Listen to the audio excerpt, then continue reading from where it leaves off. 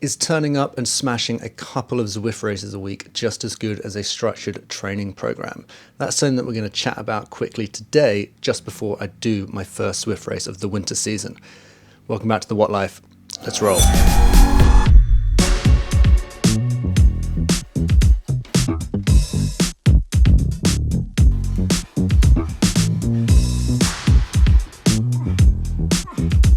I'm still on my own personal side quest to try and hit that 4 watt kg barrier. Before we chat about that, the one thing I do want to have a quick convo about is the difference between smashing a bunch of Zwift races for training and actually doing structured training. Now, for me, the key difference is when I do a Zwift race, the intensity can be super high, but it kind of depends on what race you get yourself involved in. With structured training, there's nuances to it and there's repeatability to it that I realized I just was not getting when I was solely focused on using Zwift racing to try and improve my fitness. Now, I want this to be kind of helpful to you guys. So here is a list of 3 sessions that I have been using to try and improve my fitness. And the key difference here is, in essence, the repeatability of it. During a Zwift race, there are a few efforts, and if you do like maybe a crit race on Zwift, you do get that repeatability, but you always get a little bit of downtime, especially when you ride in the categories that I do, which is mostly Cat B, the occasional Cat C race once I haven't done it for a while and I get downgraded. For the best part though, the thing that is missing from Zwift racing or my Zwift racing is the repeatability, and almost the repeatability under fatigue. And this is why this first session, the one that I really enjoy doing, which is a 30 seconds interval into a 15-second recovery, is the most brutal session I will do. The second one is the 30-30, and if you haven't done a 30-30 session, it's something that I really implore you to do, and this is a great one because it's not too many reps. We all have our good days and we all have our bad days, and sometimes I do have to skip through some of the intervals, and that's why they are broken down into blocks. Sometimes I'll complete the block, often I won't. Sometimes I will downgrade the intensity of the interval, sometimes I won't. And that's kind of dependent on you, and almost like something that you should chat through with a coach or just base it on how you are feeling on the day. The last session is a 2-minute kind of higher intensity interval, and that is repeated. And again, same thing with the shorter intensity. It's slightly less anaerobic, but it's more focused on just building the repeatability of being able to hold a sustained amount of watts and then having to do that again. I often find that Zwift racing is really, really good because it pushes you, and you might be in a scenario where you're doing a climb and you push yourself past what you think you are capable of to hold the group. But then there might be a down section and you can recover, and you don't have to do another super hard effort like that for a while. And that's the key difference between Zwift racing and effectively structured training. Guys, we're about to do a Cat B Zwift race, and I'm going to take you through it now. But let me know what your thoughts are on the difference between using Zwift racing as training and actual training sessions. And as I said, these 3 sessions are my go-to favorites that I really, really enjoy. So let's jump on the bike and do a Cat B race, and I'll talk you through it. So for the last year and a bit, I've been using the Tacx Neo T2 for my Zwift sessions.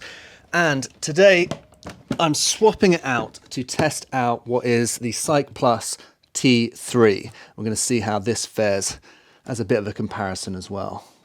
When you order the 3T, you can specify which hub and, more importantly, which cassette you want. I've actually been using the cassette from the 3T on my Garmin because I broke my last one. So welcome back, guys. We have not done this in a while, but I am actually really looking forward to it. I've been doing the odd Zwift race, but I just haven't been hitting them as frequently as kind of days of old, days of past. Anyway, let me give you some info about this course as we roll out the gates. This one was hot, and it's a dead flat course. It's 18.5, 19 kilometers long, going coastal, part of the Zwift monthly series. This is a Friday, 4 o'clock. I don't know who chooses violence at Friday at 4 o'clock, but apparently we have found 30 or 40 riders to do exactly that. And that's exactly how this ride works out. I like to have the fire socks on so that people can see, or certainly you guys can see, when I'm putting in that extra bit of effort. You know, if you kick over a certain percentage of your FTP, your fire socks kick in for 5, 6 seconds, I think it's a good indicator, especially considering what we are talking about today, which is effectively those intervals, those repeatable intervals. And if we think about it, 15-second intervals, 30-second intervals, and then 2-minute intervals, this race inadvertently ends up being a perfect example of how those types of training sessions will really put you in a good stead for an event like this and just improve. Whereas actually doing this race, you do the 30-second interval and then you get the recovery. Whereas if you're doing kind of 30-30s, you have to go again, but maybe the intensity is just a little bit less during the interval. Anyway, I like to try and make this race spicy, and we're going to see how it plays out. Like I said, it's dead flat, 69 meters of elevation over the whole thing, and we've got a little bit of a lead in. And also, it ended up being fast. It was, flat, fast, aggressive. It's always going to be a tough race for the front of the pack to get away from the group. That's always going to be a struggle on a race like this with 40 riders, which is the absolute sweet spot for when it comes to no one's getting away from the front unless you are just a watt machine. Anyway, I kind of end up rolling through the gate first-ish, but that's only because no one's really putting the effort in. And the power-ups for this one, I believe, are Ghosts and Aero, two one of them's good, one of them's not quite so good, but I try and have a bit of fun with it in a little bit, and you'll see what I mean by that. The interesting thing is that a few solo riders did end up riding off the front, and they were the ones that always ended up dragging the group through, which I just thought was awesome. It kind of made the race more interesting. The thing that I like about, since I've done a ZWIFT video, the one thing I haven't done in a while, actually hold that thought, someone goes and I decide to go with them, just because, again, choose violence. And this is a good example, 15 seconds, or maybe even less, 6, 7 seconds of power. And I was just trying to cover moves. I didn't know whether he was going to go or whether he was trying to pull people through. So I kind of just sit in front of him thinking, well, if someone comes with us, we might be able to get a gap. Bit early in the race, I didn't really want to do it, but everyone's legs are feeling good. I'm not necessarily racing this one from a 100% tactical perspective. In some senses, I am trying to race this race in a sense of hey, look, this is what you can do in your training to help you in your racing. And then I'm trying to show examples of where it's kind of applicable, because in essence, if this was a race and you're being tactical about it, and I look at the leaderboard, or when I looked at the leaderboard after the race, the guy that wins it is rolling 3.4 watts per kg, and everyone else is kind of 3.8, 3.9. So it kind of shows that, if you are tactical about it, and you sit in the middle / back of the group for the whole race, on a race that's pretty much dead flat, and you've got a good sprint on you, you can sit there, do as little as possible, be tactical, and completely get away with it and smash the finish, and you'll be in a good spot. I wasn't trying to do that. I was just, trying to shake things up. And this is why I thought it was really cool, because I got a bit kind of, a little bit of chat going on. I thought it'd be quite funny having a ghost. And obviously the ghost is it's the Joker of the power-ups. You can't really do a huge amount with it. But I thought, well, I've got one. I'm going to make the most of it. I'm going to demonstrate a little something, considering we're talking about 15-second power, 30-second power, in terms of repeatability. I thought, look, let's choose carnage, let's choose anger, let's choose violence, drop the ghost, and then I just send one through. I'm not sure whether when you have ghosts, people can see your fire socks or not. I don't know. Maybe you guys can let me know. But I thought, and then keep an eye on the mini-map top right. I thought, choose violence. This guy's riding off front. Drop the ghost, drop the 20, 30 seconds of power, and the goal was just to bridge and sit on his wheel. But then if you keep an eye on the figures on the right-hand side, you'll see everyone basically reacts to my move. Once they see me go, a few guys start hitting 6, 7, 5, 6 watts consistently to just work the group up and through, and it really does not take much time for them to catch us. And I realized that pretty much straight away. Solo rider off the front, don't think anyone was really worried about it. The fact that I then drop a ghost, hit a sprint just to try and make his wheel. My thoughts here were, if I'm completely honest with you, if this guy's going to sit at 5 watts, he might be kind of miscategorized, might be in the wrong group. If he's going to sit at 5.5 watts per kg, because it is a short race, it's 18.5k, if he can do that the whole race, all I've got to do is sit on his wheel. And if he had that gap and the guys weren't going to work through, we might have got away with it. I realised the group were coming up really quickly, and I was like, well, there's no point carrying on. I might as well just let the group come through, roll through on me, and just sit at the back and recover.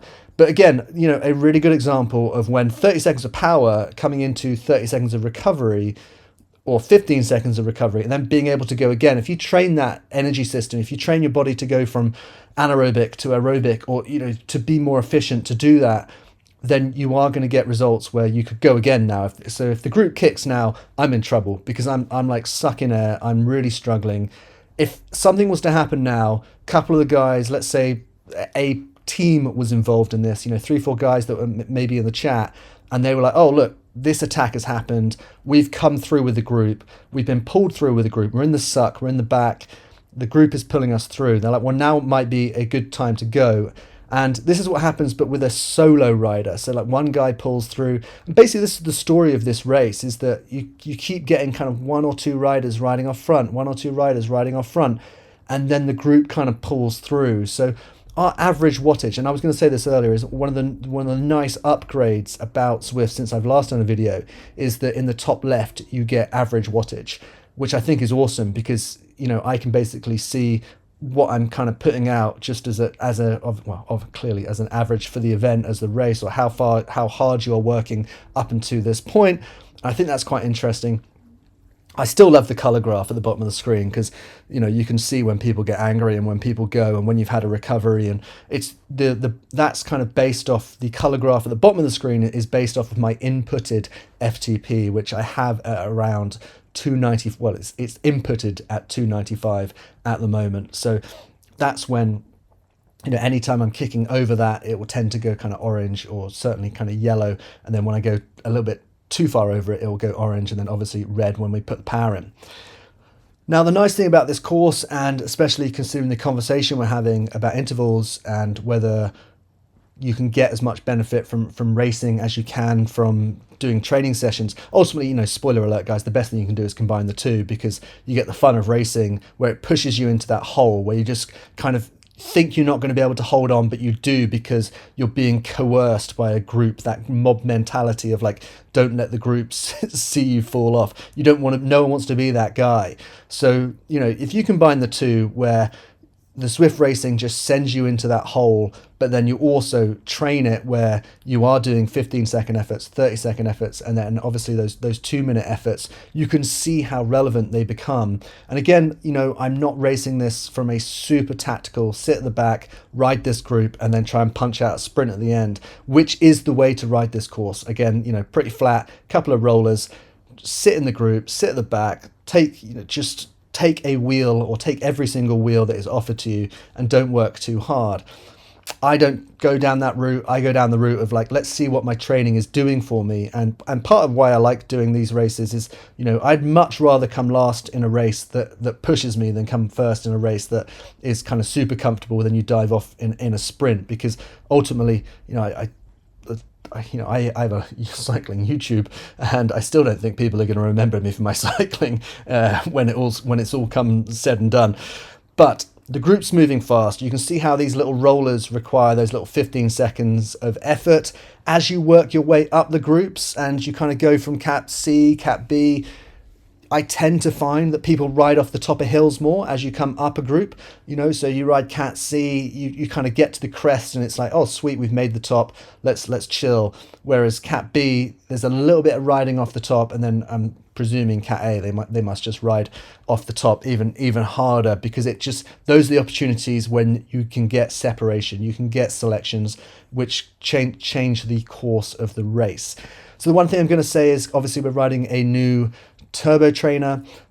It was I'm not sure whether there's any force feedback on it, and we go through some sand, and obviously on the Taxed Neo T2, I think is what I've got, you get a little bit of that kind of sand feeling, and you get force feedback when you're on the cobbles. I didn't get that on the T3, the Cyc Plus, but the one thing I did think or realize was that when I'm sitting between 200 and 350 watts, incredibly smooth. Like, I'd probably say smoother than the Tax Neo. So just cycling and just kind of turning the chain at that kind of wattage felt really smooth. It's a firmer machine. There's no kind of lateral give on the taxed Neo. I mean, you pay more for the taxed Neo, but you can get out the saddle, and when you move the bike, there is a little bit of lateral give in the actual turbo trainer itself, which kind of allows you to do that. So if you want to go ham on a sprint, you can.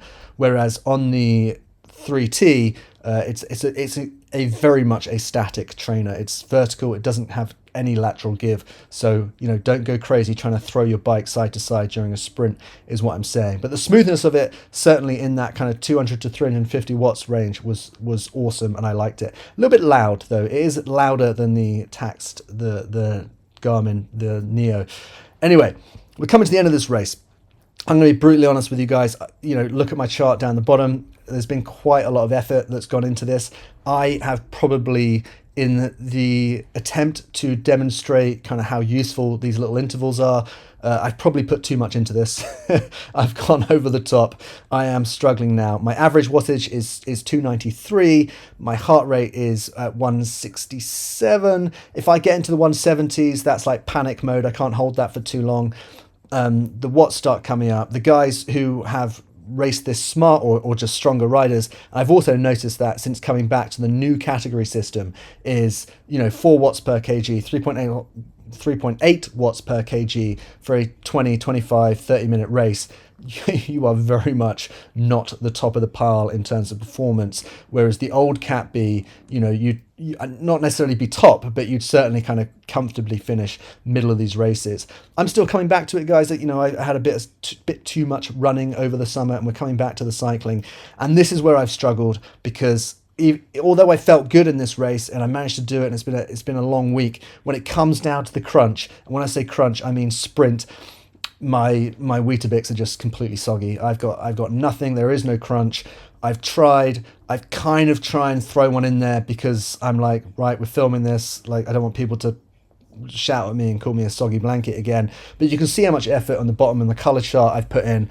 A rather pathetic sprint. I'm going to get better at it, guys. Give me 3-4 weeks of training and we'll get there. But my sprint at the moment was lackluster, and you can see I come right off the pedals and give up a few places before the line.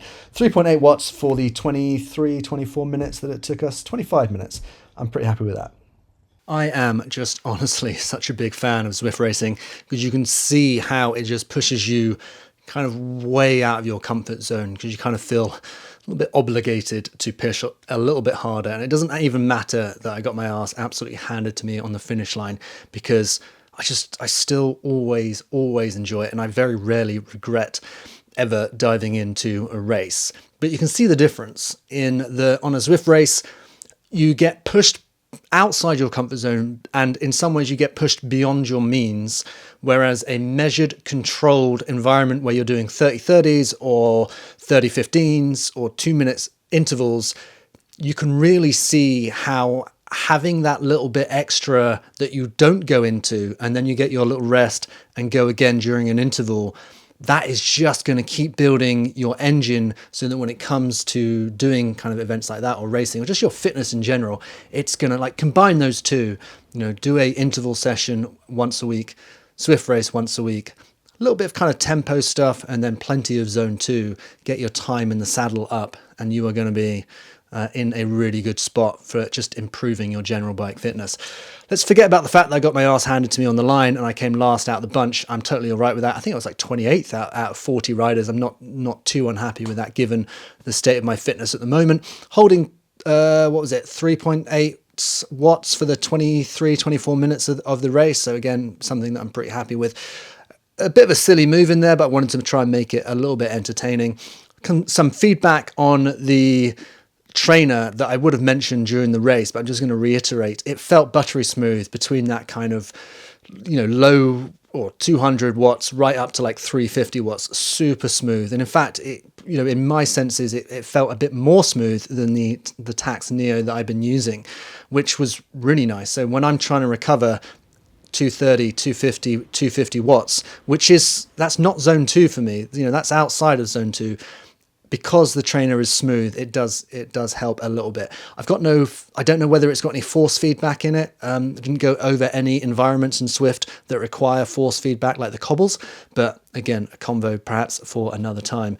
Guys, dive in on the training. Come join me in a Zwift race. It's, we're diving into winter now. And it's only going to help us get better. So when spring comes, we can go out racing or just, ride with your friends and smash them to pieces. Thanks for joining in, guys. I will see you on another one soon.